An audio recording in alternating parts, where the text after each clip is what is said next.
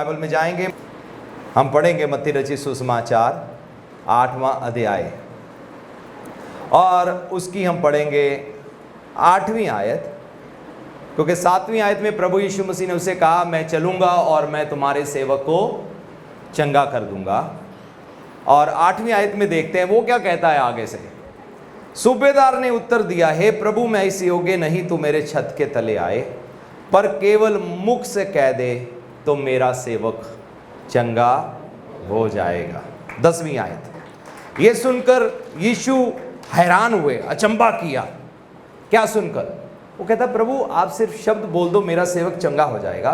ये सुनकर यीशु ने अचंभा किया और जो उसके पीछे आ रहे थे उनसे कहा, मैं सच से तुमसे कहता हूं मैंने इज़राइल में ऐसा विश्वास नहीं पाया।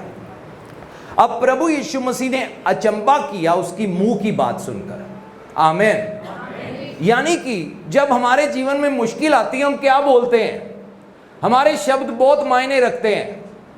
क्या तब भी हम परमेश्वर पर विश्वास करते हैं? क्या हम तब भी कहेंगे नहीं हो सकता है, प्रभु है ना, मेरी मुसीबत खत्म हो जाएगी, मेरी परेशानी लंबी नहीं चलेगी, मेरी समस्या लंबी नहीं चलेगी, क्योंकि परमेश्वर मेरे साथ है। परमेश्वर आपके मुंह के शब्दों को सुनते हैं कि आप मुश्किल समय में क्या बोलते हो। कहीं उम्मीद तो नहीं गवा बैठते, कहीं आशा तो नहीं गवा बैठते। बाइबल में देखो अब्राहम 100 साल का था, उसकी भाषा नहीं बदला, उसने फिर भी परमेश्वर पर विश्वास किया, प्रभु मुझे सामर्थ दे सकता है। आमीन। सो आपके मुंह के शब्द से आप प्रभु को प्रसन्न करते हो या प्रभु को शोकित करते हो। जब ये सूबेदार ने प्रभु से कहा प्रभु आप मुंह से शब्द बोल दो, प्रभु हैरान हो गए इसकी भाषा को सुनकर, इसकी लैंग्वेज को सुनकर, क्योंकि ये विश्वास की भाषा बोल रहा था। कौन सी भाषा बोल रहा था? हमें अपनी भाषा बदलनी होगी, हमें विश्वास की भाषा बोलनी होगी। आमीन। क्या बोलनी होगी? विश्वास की भाषा। यानी कि आपके हर एक शब्द में विश्वास जुड़ा हुआ है, हर एक हालात में विश्वास जुड़ा हुआ है, हर एक असंभव बात में भी विश्वास जुड़ा हुआ है, क्योंकि आपके मुंह के शब्द तय करेंगे आप प्रभु से क्या हासिल करोगे और क्या नहीं हासिल करोगे। ये परमेश्वर से आशीष पाकर गया क्योंकि इसने मुंह के शब्द सही बोले और इसने प्रभु यीशु मसीह पर विश्वास किया कि प्रभु मुझे विश्वास है, आपको मेरे घर आने की जरूरत नहीं, से केवल मुंह से कह दो मेरा सेवक चंगा हो जाएगा। आमीन। उसकी भाषा ने प्रभु को प्रभावित किया। आज हम कैसी भाषा बोलते हैं? आज आप अपने घर में जाकर क्या बोलते हो? आप कितनी भी प्रार्थना करवा लो, लेकिन अगर आपकी भाषा सही नहीं है आप प्रार्थना को अपनी जिंदगी में कैंसल कर सकते हो। हमने जी प्रेयर कराई, हमारा काम क्यों नहीं बना? मेरा सवाल यह है बाद में घर में जाकर क्या बोला? आपकी भाषा क्या थी?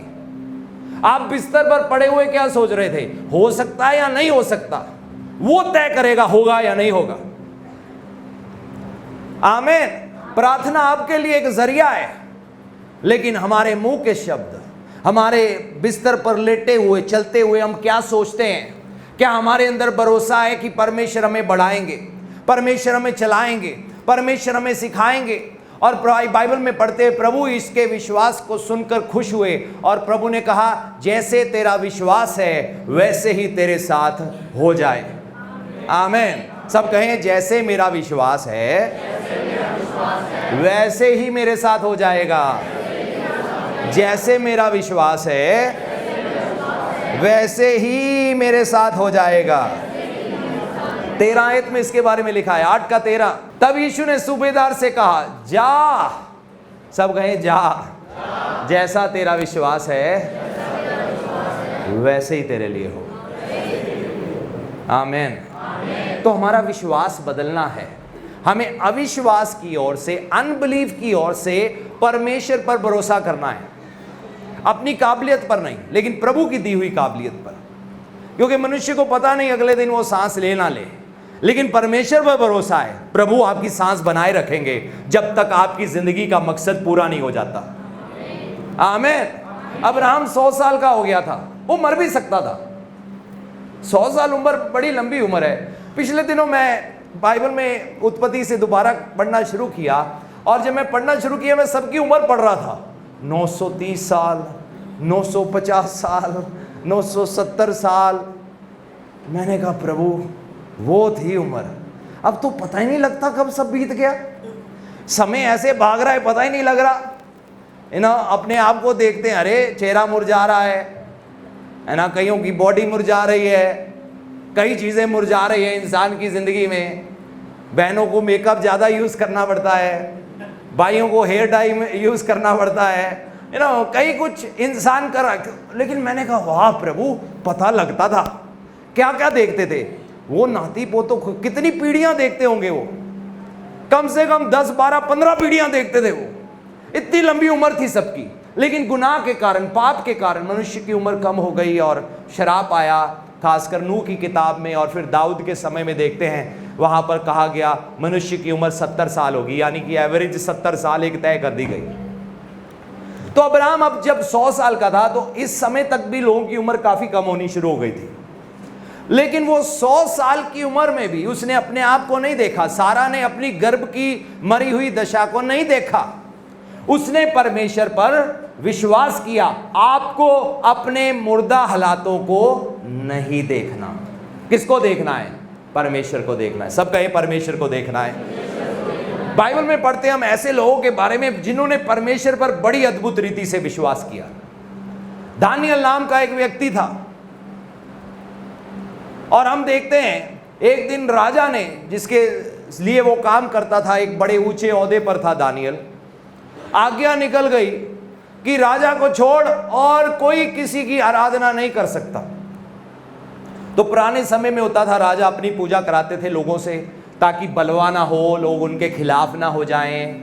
तो वो डर, एक माहौल, एक सिस्टम बनाए रखते थे जिससे प्रजा उनके अधीन बनी रहे। तो आज्ञा निकाल दी गई कि राजा को छोड़ किसी और की पूजा नहीं होगी। लेकिन दानियल रोज की तरह यरूशलेम की ओर खिड़की खोली और प्रार्थना करना शुरू हो गया। उसने परमेश्वर पर विश्वास किया, प्रभु मुझे बचा सकता है। और आज्ञा यह थी कि जो कोई भी राजा को छोड़ किसी की प्रार्थना करे या किसी की आराधना करे, उसको शेरों की गुफा में डाल दिया जाए। लेकिन दानियल को विश्वास था कि परमेश्वर मुझे बचाने की शक्ति रखते हैं। आमीन। कई बार हम अपने मुंह से शब्द बोलते हैं, कई बार हम अंदर अपने आप से बोलते हैं। हम अपने अंदर अपने आप से क्या बोलते हैं वो भी बहुत जरूरी है। आमीन। हम अपने आप से क्या बोलते हैं? जब हम बाइबल में पढ़ते हैं 2 कुरिन्थियों 4:4 में, और उन अविश्वासियों के लिए जिनकी बुद्धि इस संसार के ईश्वर ने किनकी बुद्धि कर दी है? अविश्वासियों, जो विश्वास नहीं करते परमेश्वर पर। तो शैतान किसी ना किसी तरीके से हमें अंधा करने की कोशिश करता है। प्रभु यीशु मसीह का एक चेला था जिसका नाम था पतरस, और एक दिन प्रभु ने कहा मैं यरूशलेम में जाऊंगा, पकड़वाया जाऊंगा, मारा जाऊंगा, तीसरे दिन जी उठूंगा। प्रभु ने कहा मेरा यरूशलेम जाना जरूरी है। और बाइबल में लिखते हैं पतरस प्रभु की बातों के प्रति अंधा था। बेशक वो यीशु मसीह का चेला था, लेकिन वो समझ नहीं सकता था। और प्रभु को पता आगे क्या कहता है, प्रभु ऐसे मैं नहीं होने दूंगा, प्रभु ऐसा ना हो। और प्रभु यीशु ने उसको डांटा और कहा शैतान पीछे हट जा। अब ये भी बहुत जरूरी है, आप किसको सुनते हो, किसकी सुनते हो?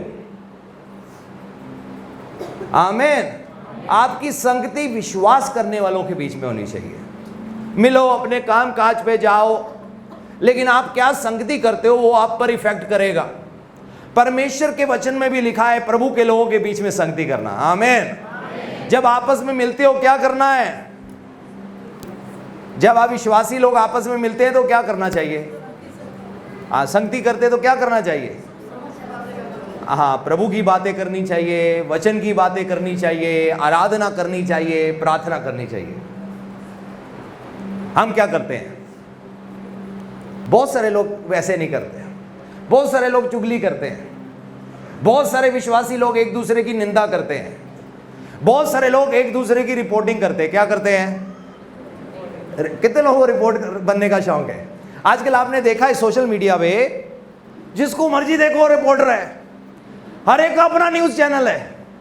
देखा आपने, ऐसे ऐसे चैनल है आपने कभी सुने भी नहीं होंगे, हर कोई रिपोर्टर बना हुआ है ना। कई विश्वासी रिपोर्टर बनना चाहते हैं, उनको सारी खबर, ये मुझे पता है, मुझे पता है, किसी को नहीं जानना आपको क्या पता है। आपको अगर बताना है, ये बताओ आपको कितना वचन पता है। आमीन। किसी की जिंदगी में क्या हो रहा है, क्या नहीं हो रहा, कैसा हो रहा है, कैसा नहीं हो रहा, प्रेयर करो आप, लेकिन आपको वचन मालूम होना चाहिए। शैतान हमें अंधा करता है, हम वचन की बातों की ओर मन ना लगाएं, हम परमेश्वर से ताकि वो हासिल ना कर पाए जो हमें करना है। प्रभु यीशु मसीह ने पतरस की बात के प्रति कान नहीं लगाया। आमीन। आपको नेगेटिव की ओर कान नहीं लगाना, प्रभु के वचन की ओर कान लगाना है। आमीन। बाइबल में पढ़ते हैं, प्रभु यीशु मसीह ने एक दिन अपने चेलों से कहा, देखो कई बार हमें हो सकता है एक पास्टर के अंदर भी गलती दिखाई दे जाए, है ना। पास्टर के अंदर गलती थी, उन्होंने ऐसे क्यों बोला, उन्होंने ऐसे क्यों कहा, वो ऐसे क्यों खड़े थे, वो ऐसे क्यों बैठे थे, उन्होंने ऐसे क्यों देखा, उन्होंने ऐसे क्यों बोला, है ना। हम क्या करते हैं, जब हम ऐसा करते हैं और ऐसी बातों पर कान लगाते हैं तो हम अपनी ब्लेसिंग गवा देते हैं। पता क्यों? क्योंकि हमारे अंदर उस व्यक्ति की वैल्यू खत्म हो जाती है। बाइबल में पढ़ते हैं प्रभु यीशु मसीह के चेलों के बारे में, सिर्फ पतरस ही नहीं, एक दिन थोमा भी कहता है आओ हम भी इसके साथ मरे। क्या करें? आओ हम भी इसके साथ जाकर मरे। प्रभु का चेला। फिर प्रभु यीशु मसीह का एक चेला था, 30 चांदी के सिक्कों की खातिर प्रभु यीशु मसीह को पकड़वा दिया। 30 चांदी के सिक्कों की खातिर। शैतान ने, बेशक ये विश्वासी थे, ये बेशक प्रभु यीशु मसीह के चेले थे, लेकिन अभी भी अपने क्षेत्र में कई चीजों में अंधे थे, ये देख नहीं सकते थे। ये अविश्वास था। बेशक थोमा कहता होगा मैं तो विश्वासी हूं, मैंने दुष्ट आत्मा को निकाला, मैं प्रेयर कर सकता हूं, मैं आराधना कर सकता हूं, मैं गीत गा सकता हूं, मैं ये कर सकता हूं, वो कर सकता हूं, लेकिन अभी भी क्या कह रहा है? आओ हम भी इसके साथ चले और मरे। कहां गया उसका विश्वास? कहां गया उसका विश्वास? अब वो जब ये बात बोल रहा है, अकेला नहीं बोल रहा, बाकी चेलों को भी बोल रहा है। किसको बोल रहा है? यानी कि यीशु मसीह की जो वो टीम थी ना, उनको नेगेटिव कर रहा है प्रभु यीशु मसीह के प्रति। प्रभु यीशु मसीह के प्रति नेगेटिव कर रहा है। अरे ये तुम्हें मरवाएगा, सोच लो। अभी भी मैं तो डबल माइंडेड हो रहा हूं, तुम भी डबल माइंडेड हो जाओ। मुझे तो अब शक उठना शुरू हो गया है, तुम भी शक करना शुरू कर दो। देखो कैसे एक व्यक्ति अब खुद ही नहीं, अब दूसरे लोगों को भी हिला रहा है, और चेले बड़े आराम से सुन रहे हैं। आपको अगर कोई आकर बुराई, निंदा, नेगेटिविटी की बातें करता है, उससे आपको कोई भी फायदा नहीं होगा। आमीन। आपको वचन सुनना है। आमीन। ऐसे लोगों के साथ संगति करो जो क्या बोलते हैं? वचन बोलते हैं। कि क्या बोलते हैं? हाँ, दर्शन वाले भी हैं, प्रार्थना वाले भी हैं, आराधना वाले भी, सब बढ़िया है, लेकिन सबसे पहले वचन है। अगर हम वचन पर जड़ नहीं ना पकड़े हुए, हमारे दर्शन भी इधर उधर वाले होंगे, हम डिस्ट्रैक्ट हो जाएंगे, हमें लगेगा ये चीजें परमेश्वर की ओर से है और परमेश्वर हमें दिखा रहे हैं। देखो बाइबल में पढ़कर देखो, प्रभु यीशु मसीह ने कभी भी किसी को कंफ्यूज नहीं किया, हमेशा उनकी कंफ्यूजन को दूर किया है। जब परमेश्वर भी हमसे बात करेंगे, चाहे दर्शनों के जरिए, वो कंफ्यूजन का नहीं होगा, वो बाइबल के साथ मेल खाता होगा। आमीन। आपको पता होना चाहिए बाइबल में क्या लिखा है। एक दिन शैतान भी यीशु मसीह के पास आया और उकसाने का कोशिश किया, गलत फैसले कराने का कोशिश किया, लेकिन प्रभु ने क्या जवाब दिया? लिखा है, लिखा है, लिखा है। अगर आपको अपनी जिंदगी में शैतान को हराना है तो आपके पास एक हथियार है, वो है परमेश्वर का वचन, क्योंकि आपको मालूम है लिखा है, इसलिए अब आपकी प्रार्थना भी सही होगी। जब आप डबल माइंडेड हो, यार पता नहीं प्रभु की मर्जी है कि नहीं, पता नहीं शैतान कोई सपना आया था, नुकसान हो रहा है, शायद कोई नुकसान होने जा रहा है हमारा, ये परमेश्वर की ओर से नहीं है। बाइबल में लिखा है परमेश्वर हमेशा हमारी भलाई ही करते हैं और शैतान हमेशा नुकसान ही करता है। आमीन। तो आपको वचन में जड़ पकड़ना है। वचन हमारी आंखों को खोलता है, वचन हमारी समझ को खोलता है, वचन हमारी बुद्धि को खोलता है और शैतान को भी पता लग जाता है इनको बरमाना मुश्किल है। 3 बार कोशिश किया यीशु मसीह को, फिर चला गया, बाइबल में लिखा है, क्योंकि उसने देखा इनको भरमाना मुश्किल है, क्योंकि वो खुद ही वचन था जो देहधारी हुआ। आमीन। थोमा को देख लो, यहूदा इस्करियोती को देख लो, 30 चांदी के सिक्कों की खातिर बेच दिया और फिर पता क्या करता है, मुंह को आके चूमता है। ये किसका मुंह चूम रहा है? यीशु मसीह का। और अभी बेच के आया 30 चांदी के सिक्कों के लिए, अभी चुगली करके आया है, अभी निंदा करके आया है, अभी सेवकाई को तबाह करने की कोशिश करके आया है, अभी यीशु मसीह को पकड़वाने की कोशिश करके आया है। लेकिन अब क्या कर रहा है? मुंह पे चूम रहा है। अब आके सबके सामने रिस्पेक्ट दिखा रहा है। देखो, असली रिस्पेक्ट वो नहीं होती जो हम एक दूसरे को सामने देते हैं। असली रिस्पेक्ट वो है जो आप अपने बंद कमरे में किसी के लिए अपने दिल में रखते हो। सास ससुर है, हम ठीक है, समाज में चलता है, पाँव हाथ लगाएंगे, हो सकता है कमरे में जाके बुराई करें, टेलीफोन पे जाके बुराई करें। बहू है, हो सकता है बहू को बेटी बेटी बोले, लेकिन हो सकता है अंदर हम कड़वाहट भरे हों और कमरे में जाकर बुराई करें। मनुष्य हो सकता है आपको बाहर से देखे, यहां सामने आप क्या बोलते हो। परमेश्वर आपके अंदर की गुप्त बातों को देखते हैं। ये बातें, ये चीजें आपकी जिंदगी को प्रभावित करेगी। यीशु मसीह को पतरस को डांटना पड़ा। थोमा उकसाने की कोशिश कर रहा है प्रभु यीशु मसीह के साथ, आओ हम भी इसके साथ मरे। ये खुद तो मरेगा ही, ये हमें भी अपने साथ मारेगा। देखो कैसे टीम को नेगेटिव करने की कोशिश कर रहा है। आपका विश्वास प्रभु के लिए नेगेटिव नहीं होना चाहिए। वो दरवाजे बंद कर दो जो आपको अविश्वास करना सिखाते हैं। और इन लोगों का आपको दुनिया का अफसोस नहीं चाहिए। क्या नहीं चाहिए? हम देखते हैं ना, कई बार किसी के घर में मौत होती है, मृत्यु, कोई चला जाता है दुनिया छोड़ के, तो लोग क्या कहेंगे? अफसोस करने जा रहे हैं। क्या करने जा रहे हैं? विदेशों में ऐसा नहीं है, वो अफसोस करने नहीं जाते। वो पता क्या करने जाते हैं? उत्साह देने जाते हैं। क्या करने जाते हैं? उत्साह देने जाते हैं। कोई बात नहीं, प्रभु है ना, संभाल लेंगे आपको, कोई नहीं, हम आपके साथ हैं, हमारी ग्रीटिंग्स आपके साथ है। जो परमेश्वर को नहीं भी ना मानते विदेशों में, वो भी अच्छी बातें लिखेंगे।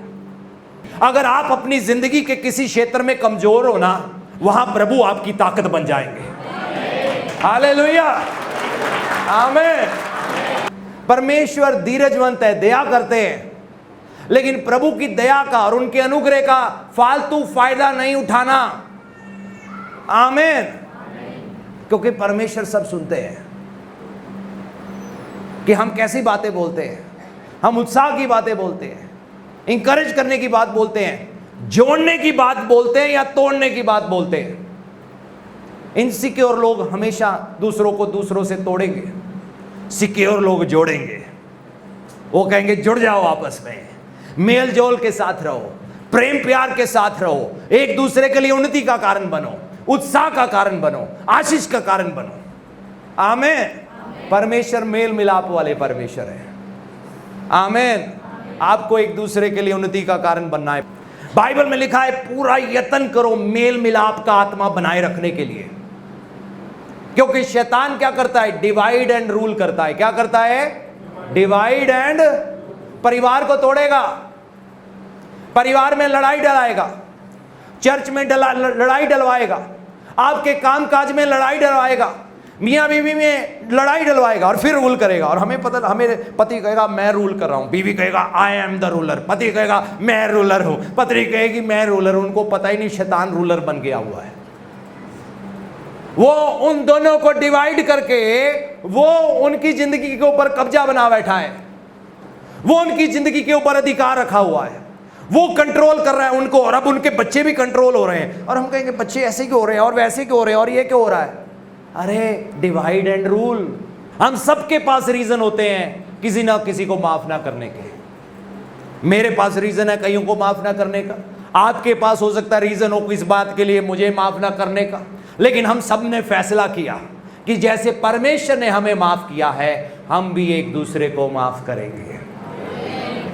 आमीन।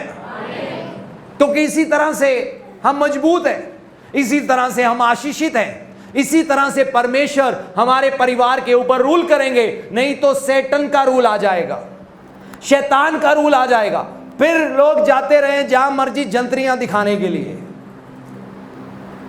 कुछ भी नहीं होगा, कुछ भी नहीं बदलेगा, क्योंकि आप एक नहीं हो, एक परिवार के तरह एक नहीं हो, एक कलीसिया के तौर पर एक नहीं हो, एक घर के तौर पर एक नहीं हो। हालेलुया। शैतान डिवाइड करने आता है। पड़ोसी से कहे शैतान डिवाइड करने आता है, तोड़ने आता है। आपने कभी टीवी में देखा है शिकार शेरों को करते हुए या चीते को? कई बार बहुत बड़े बड़े भैंसे होते हैं, बड़ी बड़ी भैंस, और वो बैठे होते हैं और आपस में आंखों से कम्युनिकेट करते हैं कौन टारगेट है। हाँ, वो एक है, जख्मी है। क्या है? सबसे पहले वो क्या देखता है? शैतान जख्म देखता है। सब गए, जख्म देखता है। जख्म आपको अगर किसी ने दिए हैं और अगर आप प्रभु के पास आकर मलहम नहीं लगाओगे, आप बहुत बड़े खतरे में हो। नहीं नहीं, अब हम टूटे ही अच्छे हैं। बाइबल में कहीं नहीं लिखा तुम प्रेयर करोगे, प्रेयर तुम्हें आजाद करेगी। लिखा है कहीं? बाइबल में लिखा है तुम सच को जानोगे और सच तुम्हें आजाद करेगा। आमीन। अब प्रेयर भी आजाद करती है, लेकिन वचन का बैकअप होना चाहिए। वचन को बेस बनाकर जब प्रेयर की जाती है वो काम करती है। तो वो देखता कमजोर कौन है। इसीलिए बाइबल में लिखा है परमेश्वर में जड़ पकड़ते जाओ। क्या करना है परमेश्वर में? आपने देखा है पौधा लगाया ना, कभी पेड़ लगाया कभी किसी ने? कितना गहरा लगाते हो जब वो छोटा सा पौधा होता है? 20 फुट नीचे लगाते हो जमीन के? कितना नीचे लगाते हो? 2-3 इंच, 4 इंच, ज्यादा से ज्यादा इतना ही है, 5 इंच लगा लोगे। और फिर वो पेड़ क्या करता है? ऊपर को बढ़ता है कि नहीं बढ़ता? लेकिन जितना वो ऊपर बढ़ता है उतना नीचे भी बढ़ता है। पीपल का पेड़ देखा है कितना घना होता है, कितना भारी होता है, लेकिन उसकी कई बार जड़ें देखो लोगों के घरों तक पहुंच जाती है, दीवारों तक को चीर के उधर चढ़ जाती। लोग कहते हैं हमें पता नहीं था उधर पीपल का पेड़ है, घर के अंदर तक जड़ पहुंच गई उसकी। उसको अगर एक पेड़ को समझ है, अगर एक परमेश्वर के बनाए हुए पेड़ को पता है कि मुझे जड़ पकड़नी है, नहीं तो मैं गिर जाऊंगा। कुछ लोग कहेंगे प्रभु मुझे बढ़ाओ, प्रभु कहेंगे मैं तुम्हें नहीं बढ़ाऊंगा। प्रभु ये क्या बात हुई, आप मुझे क्यों नहीं बढ़ाओगे? नहीं नहीं, मैं तुम्हें नहीं बढ़ाऊंगा। प्रभु मुझे ऊंची पोजीशन दो, मुझे सेवकाई में बढ़ाओ, इसमें बढ़ाओ। प्रभु कहेंगे मैं तुम्हें प्यार तो बड़ा करता हूं, तुम्हारी प्रार्थना भी मैं सुनना चाहता हूं, लेकिन मैं तुम्हें बढ़ाऊंगा नहीं। क्यों प्रभु, ऐसी क्या बात हुई? प्रभु मैंने 10 घंटे अन्य भाषा में प्रेयर किया, रा बाबा का सा नहीं, लेकिन किया तुमने, लेकिन मैं तुम्हें बढ़ाऊंगा नहीं। क्यों प्रभु? तुम्हारी जड़ मजबूत नहीं है। क्या मजबूत नहीं है? थोड़ी सी भी आंधी आई तुम गिर जाओगे। मैं तुमसे इतना प्यार करता हूं, इतना प्यार करता हूं, इतना प्यार करता हूं, देना तो मैं तुम्हें सारी दुनिया चाहता हूं, लेकिन मुझे पता है तुम संभाल नहीं पाओगे, तुम गिरा दोगे अपने हाथों से, तुम गवा दोगे सेवकाई को, तुम खफा हो जाओगे, गुस्सा हो जाओगे, नाराज हो जाओगे। मैं तुम्हें नहीं दे सकता। तो प्रभु फिर मैं क्या करूं? अपनी जड़ें मजबूत करो। पड़ोसी को कहो जड़ें मजबूत करो। पैसे होना बुरा नहीं है, बहुत धनवान बन जाओ, लेकिन अगर जड़ नहीं पकड़ा तो धन आपको दाएं बाएं ले जाएगा। धनवान होना अच्छा है, लेकिन जड़ नहीं है तो आपकी ब्लेसिंग आपके लिए कर्स बन जाएगी। अगर आपकी जड़ मजबूत नहीं है तो आप बहक सकते हो, आप किसी की भी बात सुन सकते हो, किसी भी बात मान सकते हो। प्रभु ने पतरस की बात नहीं सुनी, आदम ने बीवी की बात सुन ली। अब इसका मतलब ये नहीं है बीवियों की बात नहीं सुननी है, कहीं नहीं नहीं नहीं, हवा की बात नहीं सुननी, तभी नुकसान उठाते आदमी कई बार। अरे बीवी की बात सुना करो, लेकिन हाँ फैसला खुद लिया करो, सुनो बीवी की बात, अच्छी लगे तो लो, नहीं अच्छी लगे उसको हौसला दो, अच्छी बात कही लेकिन मुझे लगता है अभी यही करना है, उसको हौसला बनाए रखो। वो ये ना हो अगली बार आगे कुआं हो, वो कहे छड्डो पर जान दो कुएं में, इसने कौन सा मुझे सुनना है। अब आदम ने हवा की बात सुनी, हवा ने किसकी बात सुनी थी? किसकी बात सुनी थी? शैतान की। पतरस ने शैतान की बात सुनी। थोमा शैतान की बात सुन रहा है यीशु मसीह के साथ। आपके माइंड में वो वर्क करता है, आपके सोच में वर्क करता है, आपके ख्यालों में वर्क करता है। और अगर जड़ मजबूत नहीं है, आप अपने ख्यालों को, पंजाबी में कहते हैं पुन नहीं पाओगे, हिंदी में क्या कहेंगे? छान नहीं पाओगे। क्या नहीं कहोगे? अपनी सोचों को छानो, ये प्रभु की ओर से है नहीं है, हाँ ये प्रभु की ओर से है, ये प्रभु की ओर से नहीं है, ये प्रभु की ओर से है, ये प्रभु की ओर से नहीं है, ये प्रभु की ओर। लोग छानते नहीं अपनी सोच को, आने देते हैं कुछ भी चलने दो।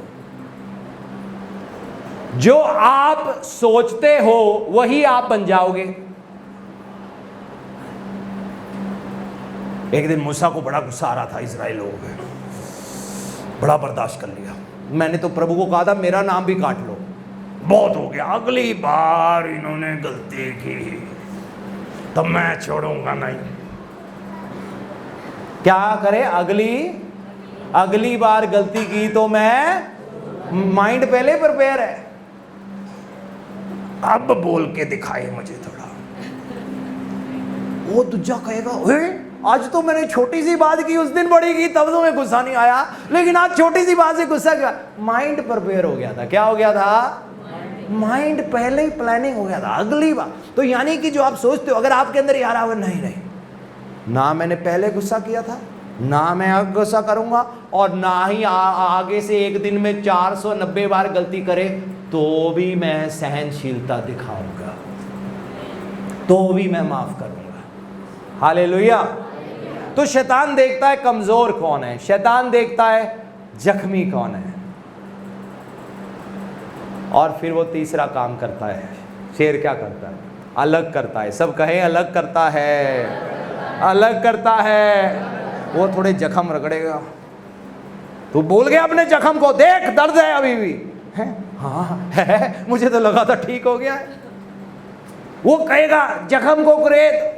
और अगर आप आत्मिक तौर पर कमजोर हो, आप पुश ऑन नहीं कर पाओगे, आप एक्स्ट्रा माइल नहीं जा पाओगे, आप एक्स्ट्रा स्ट्रेस हैंडल नहीं कर पाओगे, आप दबाव बर्दाश्त नहीं कर पाओगे।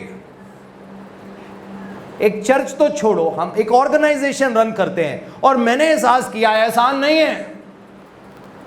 आपको हजारों लोगों के बारे में सोचना है, हजारों चीजें सॉर्ट आउट करनी है, हजारों जरूरतें हैं। लेकिन मैं अगर कहूं, अगर मैं शरीर से करना चाहूं, मैं कब का हाथ झाड़ कर कहा होता भाई तुम कर लो, तुम्हें लीडर बनना है तुम बन जाओ, जाओ कर लो, मुझे नहीं बनना लीडर। लेकिन ये क्यों संभव हुआ? क्योंकि मैं आत्मा में कमजोर नहीं पड़ा। आमीन। मैंने हमेशा अपने स्पिरिट को अपने शरीर से ज्यादा बलवान बनाए रखा। क्योंकि अगर शरीर ज्यादा बलवान है तो शरीर तो कहेगा व्यभिचार कर, गाली दे, लड़ाई कर, झगड़ा कर, माफ ना कर। लेकिन मैंने कहा नहीं, शरीर से ज्यादा मजबूत मेरा स्पिरिट होना चाहिए, मेरा रूह होना चाहिए, और शरीर को वो बात माननी है जो रूह बोलता है। मैं जो बोलूंगा मेरे शरीर को करना है। नहीं हो सकता ना, मुझे मालूम है तो थका हुआ है, लेकिन करना है। अगर आप कमजोर हो, आप झुंड के साथ नहीं चल पाओगे, आप टीम के साथ नहीं चल पाओगे, आप पीछे रह जाओगे, क्योंकि आपने अपने कुछ क्षेत्रों में काम नहीं किया, अपने मानसिक क्षेत्र में काम नहीं किया, आपने अपने सोच में काम नहीं किया, आपने अपने कई चीजों में काम नहीं किया। अभी भी आप डबल माइंडेड हो, आपकी कमिटमेंट हो सकता है डबल माइंडेड हो, अभी भी आप शरीर से चल रहे हो और आप आत्मा में नहीं चल पा रहे। जब मैं वापस आता हूं, कई बार मेरी टीम कम सोती है, क्योंकि यहां मीटिंग है, वहां मीटिंग है, ये करना है, ये वीडियो बनाना है, वो करना है, ऐसा करना है, वैसा करना है। क्योंकि एकदम जब मैं आता हूं 2.5 महीने का ढेर लेके आता हूं वापस, और टीम को भी क्या करना है, स्पिरिट में अपने आप को बनाए रखना पड़ता है, नहीं तो वो भी कहेंगे छोड़ बरा, हमसे नहीं होता ये काम, ये तो बहुत प्रेशर है। क्योंकि स्पिरिट में कमजोर है और शरीर मजबूत है, तो शरीर की बात मानी जा रही है। आमीन। कैसे पता लगता है शरीर ज्यादा मजबूत है या आत्मा? आप बीमार हो, आपकी बॉडी में पेन हो रहा है, दर्द हो रहा है, आपको सिर दर्द है, लेकिन आपको कलीसिया जाना है, और आप कहते हो शरीर नहीं मान रहा लेकिन मन एक्साइटेड है, मैं खुश होया जदों मनु आखन लगे कि आओ असी यहोवा दे घर चलीए। हालेलुया। शरीर कमजोर है, शरीर मना कर रहा है, आत्मा मजबूत है। हालेलुया। आपके अंदर वो एक्साइटमेंट बना रहेगा प्रभु के कामों के लिए, प्रभु के लिए कुछ करने के लिए एक्साइटमेंट बना रहेगा आपके अंदर। अगर आप आत्मा में मजबूत हो, वो टारगेट करेगा कमजोर को, और फिर क्या करेगा? उसको अलग करेगा। सब कहें अलग करेगा, अलग करेगा। वो कहेगा झुंड से अलग हो जा, टीम से अलग हो जा, चर्च से अलग हो जा, हो जा, हो जा। इस संडे शादी है, अगले संडे क्रियाक्रम है, उसके अगले संडे संस्कार है, उसके अगले संडे मासी आ रही है, उसके अगले संडे चाची आ रही है, उसके अगले संडे मियाँ बीवी की लड़ाई हो गई, उसके अगले संडे बच्चे को चोट लग गई, उसके अगले संडे हाय आज उठने का दिल नहीं कर रहा, बस हो गएगा मेरा काम हो गया। क्योंकि फिर वो सिस्टम चलता, मैंने देखा है, अगर आप 2-3 हफ्ते मिस कर गए ना, आप बहुत बड़े खतरे में हो। 2 संडे लगातार आप खतरे में हो, चाहे कितना भी जरूरी क्यों ना हो, क्योंकि बाद में वापस आने को दिल नहीं करता। एक बार मेरे साथ भी ऐसे हुआ था। शुरुआत में मैं कुछ महीने चर्च नहीं गया, प्रभु के साथ था, लेकिन जैसे चर्च संडे धक धक धक धक धक धक धक धक, अरे ना वहां किसी ने मुझे कोई मारना है, ना पीटना है, ना किसी ने मुझे कुछ कहना है, वेलकम ही करना है, लेकिन दिल धड़कता था और मैं बहाना ढूंढता था, कोई बहाना मिले, कोई बहाना मिले। और छोटा सा बहाना मिला, मैंने कहा बस बहाना मिल गया मुझे। 4 किक मारनी मोटरसाइकिल की, आज 4थी किक पे स्टार्ट नहीं हो रहा है, तो मैंने नहीं 5वीं मारनी, नहीं हुआ स्टार्ट, आज नहीं मैंने आना, नहीं स्टार्ट हुआ तो ऑटो पकड़ लो, आ जाओ, पैदल आ जाओ। जिसने आना है उसने ये नहीं कहना मोटरसाइकिल स्टार्ट हुआ कि नहीं हुआ, उसने कोई ना कोई जरिया बना लेना है प्रभु की हजूरी में पहुंचने का। हालेलुया। वो अलग करेगा, और फिर क्या करता है? फिर उसको पकड़ते हैं, फिर उसको मारते हैं, और फिर झुंड मिलकर उसको खा जाते हैं। शैतान जख्म देगा, वो जख्म रगड़ने की कोशिश करेगा, लेकिन आपको प्रभु के पास आना है। प्रभु मेरे जख्म मरहम लगा दो प्रभु। आमीन। मैंने देखा है कुछ लोग बुरे नहीं होते, लेकिन प्रॉब्लम सिर्फ एक ही, वो जख्मी है। बुरे नहीं, अच्छे लोग हैं, लेकिन जख्मी हैं, कोई ना कोई जख्म है। ये आउट ऑफ वो जख्म चीख मार रहे हैं, आउट ऑफ जख्म रिएक्ट कर रहे हैं। तो अब आपकी जिम्मेवारी है वो जख्मों को प्रभु के पास लाओ, प्रभु को प्रभु मरहम लगाओ। क्योंकि नहीं हम जख्मी थे, जख्मी हैं, जख्मी रहेंगे, हम टूटे थे, टूटे हैं, टूटे रहेंगे, आप बहुत बड़े खतरे में हो।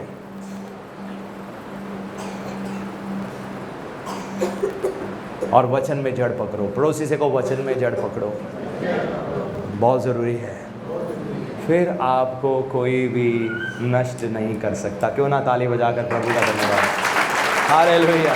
आए अपनी आंखें बंद करें।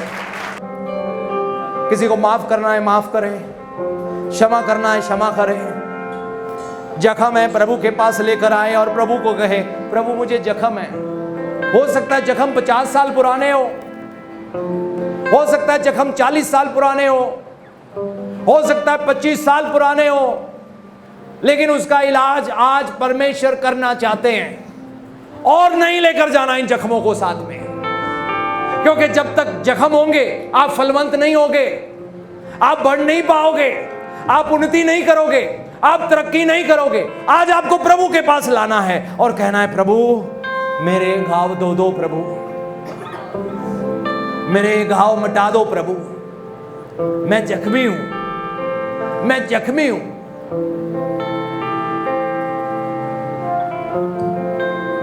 आज प्रभु के सामने आंसू बहा दो, अगर बहाने हैं तो। अगर दर्द है तो आज परमेश्वर के सामने निकाल दो। कहो प्रभु मैं जख्मी हूं, प्रभु मेरे जख्म मिटाओ, प्रभु मुझे दबा दो, प्रभु मुझे मरहम लगाओ, मुझे चंगा करो, मुझे तंदुरुस्त करो, प्रभु मुझे छुटकारा दो। कुछ समय प्रभु की उपस्थिति में बने रहे, कुछ समय प्रभु की उपस्थिति में बने रहे। ओ रामा से करता हूं मैं समर्पण, ये आत्मा और ये जीवन, करता हूं मैं समर्पण, ये आत्मा